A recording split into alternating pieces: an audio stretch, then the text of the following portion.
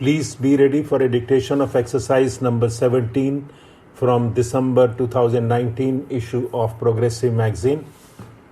5 seconds. Start. Mr. Speaker, Sir, ETFs have proved to be an important investment opportunity for retail investors and has turned out to be a good investment for Government of India's disinvestment program. To expand this further, government will offer an investment option in ETFs on the lines of equity linked savings scheme. This would also encourage long-term investment in public sector enterprises for bringing better public ownership of the PSUs and also bring greater commercial and market orientation of the listed PSUs. The government will take all necessary steps to meet public shareholding norms of 25% for all listed PSUs and raise the foreign shareholding limits to maximum permissible sector for all PSU companies which are part of emerging market index. India's sovereign external debt too is among the lowest globally at less than 5%. The government would start raising a part of its gross borrowing program in external markets, in external currencies. This will also have beneficial impact on demand situation for the government securities in domestic market. New series of coins of 1 rupee, 2 rupees, 5 rupees, 10 rupees and 20 rupees, easily identifiable to the visually impaired, were released by the Honorable Prime Minister. These new coins will be made available for public use shortly. In the first 50 years after independence, we emphasized on rights. Marking 75 years of our independence, we should place emphasis on our duty towards India without undermining rights. Thinkers all over the world have supported the argument that in performing one's duty, protection of one's rights is inherent. For the bright future of India, when again in 2022 we will remember our freedom fighters, we should dedicate ourselves to serve our nation. Mr. Speaker, Sir, due to a large number of efforts taken by our government, the direct tax revenue has significantly increased over the past couple of years.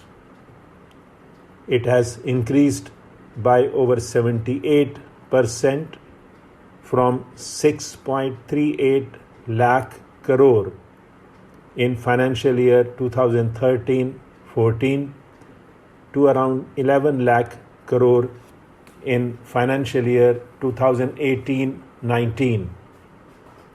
It is now growing at double-digit rate every year.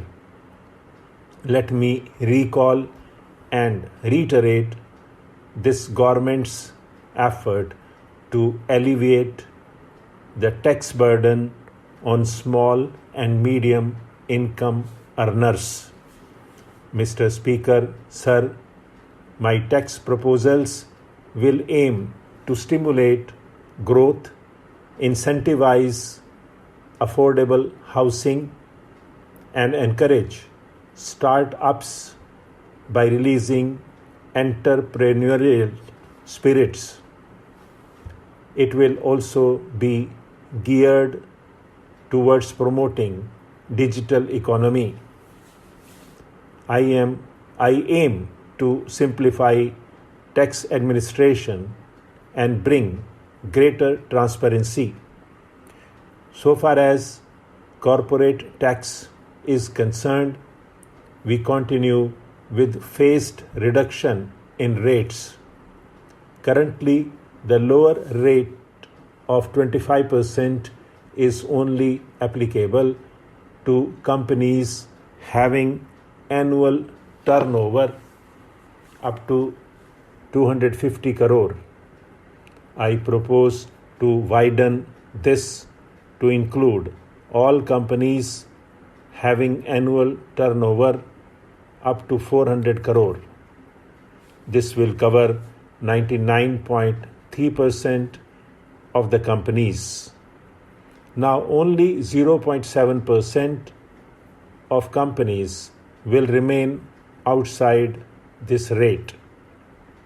In order to boost economic growth and Make in India, the government will launch a scheme to invite global companies through a transparent, competitive bidding to set up mega manufacturing plants in sunrise and advanced technology areas such as semiconductor fabrication, lithium storage batteries, solar electric charging infrastructure, computer servers, laptops, etc., and provide them investment-linked income tax exemptions under Section 35AD of the Income Tax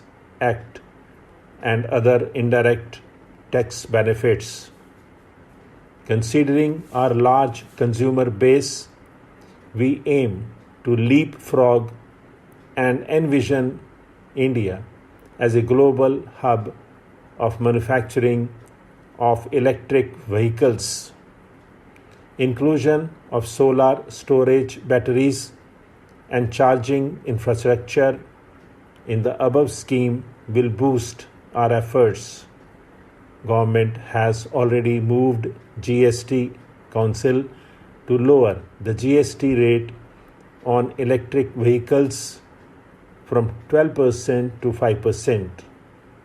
Also, to make electric vehicle affordable to consumers, our government will provide additional income tax deduction of 1.5 lakh on the interest paid on loans taken to purchase electric vehicles.